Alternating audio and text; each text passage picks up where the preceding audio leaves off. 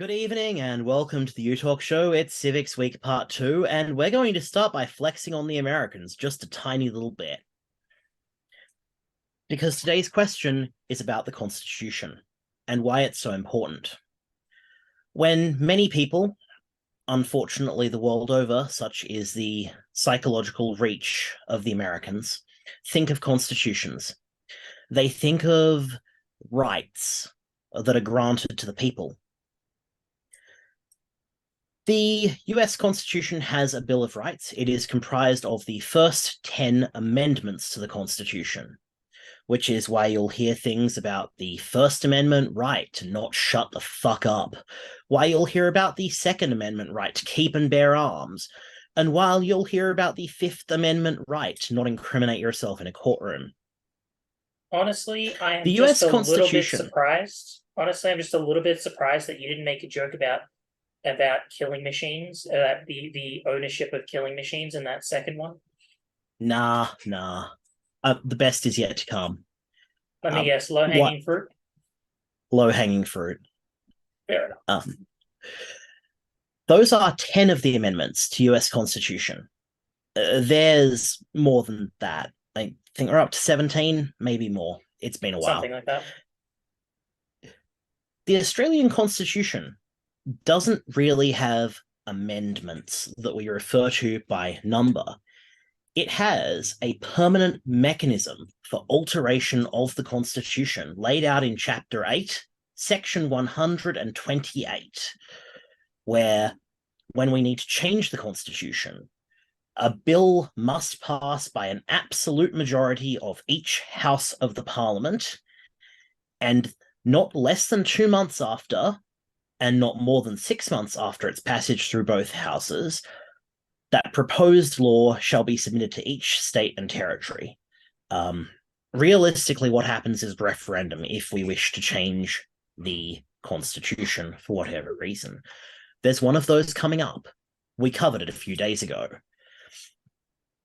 So, if not to grant we, the people, rights, then why is it important to have a constitution? That's what I'd like to cover very briefly, because honestly, I think I can answer this question in a nutshell. Some of y'all don't understand the Constitution, and it shows, and we'd like to do our part to make the world a little better, and that means making you a little more well-informed tonight.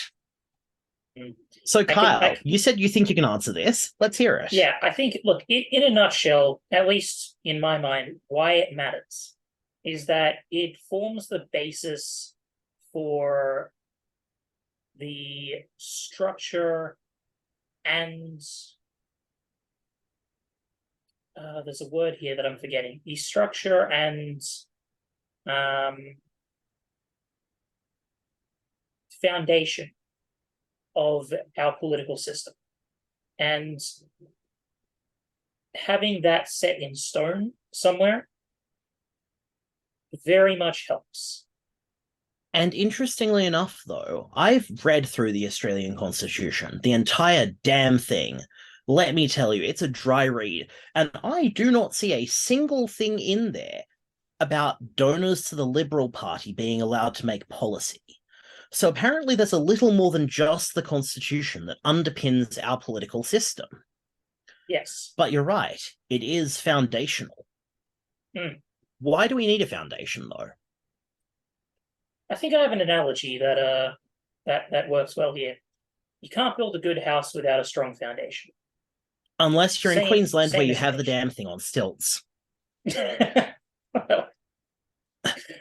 Well, I mean, that kind of reminds me of a project. I think it was in China for a bridge where the foundations for, like, you know, they go in the water, like the pillars to hold up the bridge. Yeah. The foundations was just mud. So what they did was they just shoved stilts into the mud to make a solid foundation. Just tons of stilts, just to solidify the whole thing. Honestly, that just means you have more surface area and more friction. So I can understand how it worked. Yeah. But that being said, I mean, to me, stilts are just another foundation. Absolutely. But I think maybe we're getting not a classical foundation, but yeah. Yeah. See, I sort of look at the Constitution as a special case of contract law. Interesting. I love contract law. I love contract law very deeply because, as an autistic person, having it all there black and white, what should and shouldn't be the case during the normal operation of a venture, is just great. It's like, Yeah, no, you that didn't checks do out the with thing you. that you said you'd do? No, heck with you. 1,000 years dungeon. But when we Yeah. look at the Constitution, we are looking at effectively a series of contracts.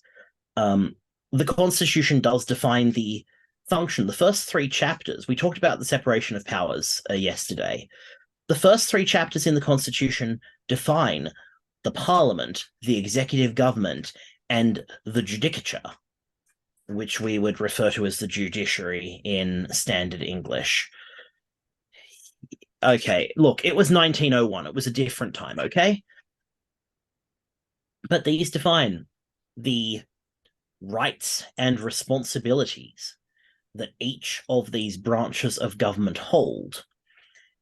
And having access to them in black and white, it is part of a contract with the people who live under the government to know that there is a place that they can go with grievances, to know that there is a set of rules by which government operates, to know that, to go back to our earlier example of the foundations, to know that the stilts aren't going to get washed away by a random flood one day. Yeah, and that, I mean, I think that kind of, yeah, I mean, in a way, why it's important, with that being said, you can almost summarize it in one sentence because it provides that level, that degree of certainty. And that's something that people really need in life. They need they don't necessarily need things to remain the same. After all, life in the last 40 years has changed a lot, but they do need some things to remain certain. Kind of like how clear communication, helps with anything and everything. It provides that degree of certainty that people understand how things are supposed to work. I think I'd say that is fundamentally it. It is certainty and a clarity of communication. And in legal terms, the other thing is that it is the singular document on which every single thing following is predicated. I spoke yesterday about the judiciary being responsible for, in some cases, making sure that laws aren't unconstitutional. We hold the Constitution as the ultimate authority of what is and isn't kosher. Yeah. Everything else reflects social mores. Yeah, like that's the tree trunk, and the laws are the branches. Without the trunk, you can't really get the branches. Otherwise, it's not a tree; it's just a bush. Does that make corruption the termites? Oh God, yes. I love the way your mind works. But yes, that makes corruption the termites that eat away at it until it collapses. Which means that, caring about corruption, if I could go on a very short tangent here, caring about corruption Please do. Is, in my opinion, a civic duty, as because just like termites, if you don't deal with corruption, then they eat away at the trunk of the tree or the foundations of society until the whole thing collapses. Until the tree is dead, much like societal functionality. Wait, I should put that into a much better way instead. What's another way of saying societal functionality? Social cohesion. That's, much better. So there's a German saying, breaks right? down without. There's a German saying that if 7 people sit down to dinner and a Nazi joins them and no one speaks up, what you have is 8 Nazis sitting down to dinner. And it is the very same principle that against certain forces, Nazism is one, corruption is another, there is a degree of complicity in refusing to accept that something is wrong. And I think that there has been complicity in elected officials, in many media outlets, and to a certain degree to the Australian people in just accepting that this is the way things are done now. Yeah, and that's that. I mean, you can if you look closely, you can see it in the actions of political parties, not even in outright corruption, but even just in that acceptance of this is the way things are. You know, when one thing which I think was really good about being homeschooled is I didn't kind of learn. Well, then again, this might also be more innate to me. I'm not entirely sure about that. But this idea that, you know, this is just the way things are was the very concept of that didn't make sense to me. But yet it seems to just be the, I guess, the order of the day, or the way that people think, even in government and with politics. You know, people like take, you know, identity politics, or perhaps the way the media is, or the way you know, political financing works. That's just the way it is, The way according to that people. development And applications just go through, despite the fact that there was a perfectly lovely park there. It's just yeah, progress. It's just the way it well, is. would you define that as progress though? I would not. And that's, you know, I think that, like, that leads me to believe that the foundation itself is flawed. Now, not saying we should chuck it out, but I think that the foundation needs some correcting. It needs some adjustment. And Or just so, some repair.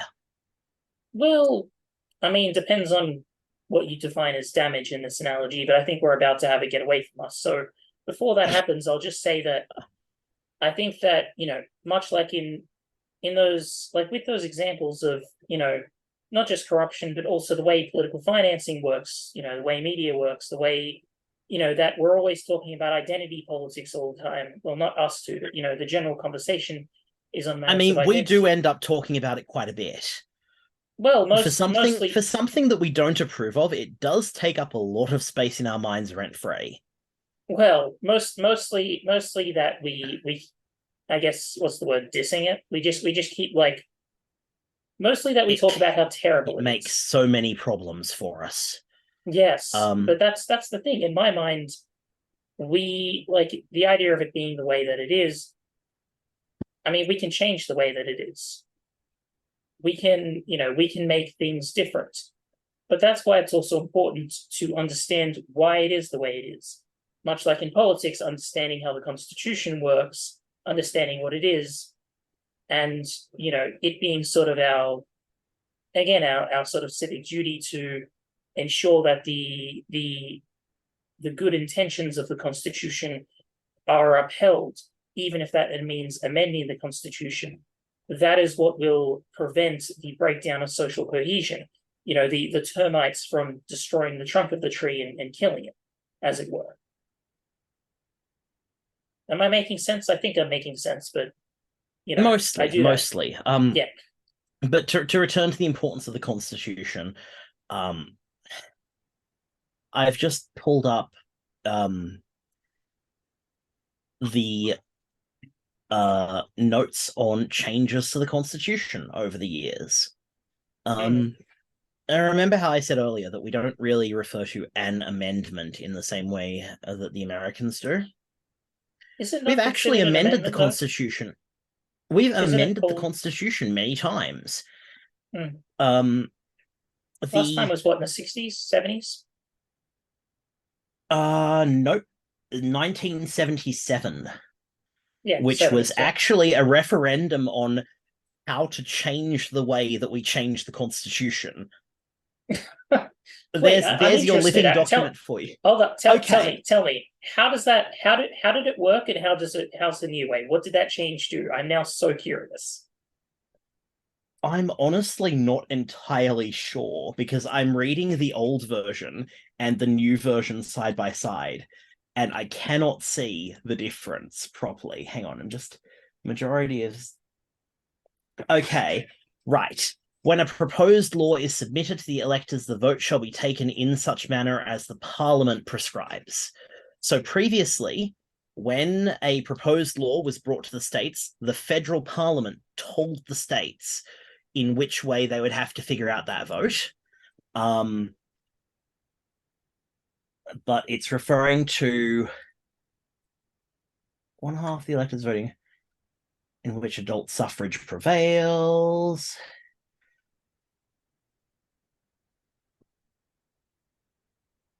What in the Yeah, I straight up cannot tell the exact difference. I think it's a wording difference, the type of which like a lawyer needs to explain. Oh, okay. Is it one of those things where they just amended it for like to remove ambiguity or something?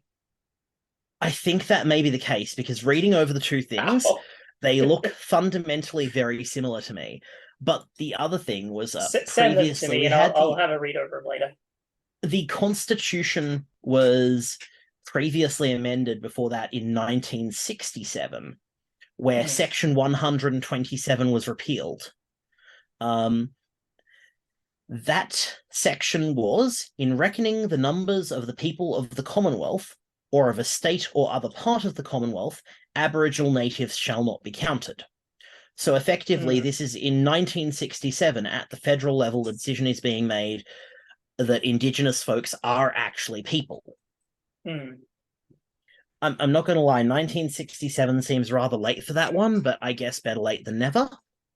Uh, Um, yeah, like we I have a have tendency we to have agree. mechanisms to change our constitution so that our constitution can still appropriately reflect our needs. Hmm. Um, it is not a document that is set in stone in the same way that no law is set in stone. It can adapt and it can change. Hmm. But this is a document that sets out the procedures for how it itself is to be changed in anticipation of the fact that a society, a young, burgeoning society in 1901, I will point out, will not remain the same forever. Yeah, and I would add to that that with all that said, they did they did make sure that it being a foundational document, that you needed essentially an overwhelming political will to change it. I believe it's a majority in a majority of states and a majority outright. So a majority of the Yes. population and a majority in essentially 4 out of 6 states. Yep. Yeah. So that in of itself, um, I think is a very strong protection. And I guess what I'm saying is I appreciate the forethought and the foresight that they showed. Yes, because in this respect, they agreed with the writers of the Constitution in the US. Mm, Horrifying thought, I realize. The writers and the framers of the Constitution in the US believed that ultimately people's judgment was sound, that fundamentally the majority of people would want to do the right thing. In this respect, we see a very similar viewpoint in our Constitution, that if the majority of the people wants it, if the overwhelming majority wants it, it could not be wrong. mm. Well, I mean, I know, it's simplistic, you but we have to look at this from well, an it's less optimistic than point of view. simplistic, but more that I'm also thinking. But wait a minute, if that were true, then the Liberal Party probably never would have ever been in government, at least in the last 30 odd years. But then again, that's probably another thing altogether. That People being can be said, we deceived. well, Yeah. true, but I think I'm I guess what I'm thinking is they probably didn't take that into account. That sort of mass deception of the media, but that's a story for another video, which I think we've mentioned in previous videos several times. Um, In my day, the newspapers and the telegraphs weren't just allowed to make things up. well, actually, there's a Alternatively, whole I history just there. want But news that tastes like real news. oh, this is such like. All right, I don't know why my sense of humor is comes so cheap to your jokes, but you just know how to make me laugh. Anyway, we have run out of time, so I guess with that we'll end it. I So think thank you all honestly for watching. I think we dealt with most of the meat of this during the first half. I think we've been Yeah, able to just sort of explore the latter half. So yeah. Well, that's what I like. I actually really like, when we the first half is kind of here are all the facts, and the second half we can just discuss it. You know. But anyway, yeah, before we go over time, We'll catch you The tree later. of the Constitution must be taken care of, and it is your civic duty as an environmentalist, my fellow Australians. To kill all the termites. I mean, end Murder corruption. the shit out of them. That could be taken a number of ways. Anyway, bye guys. Night.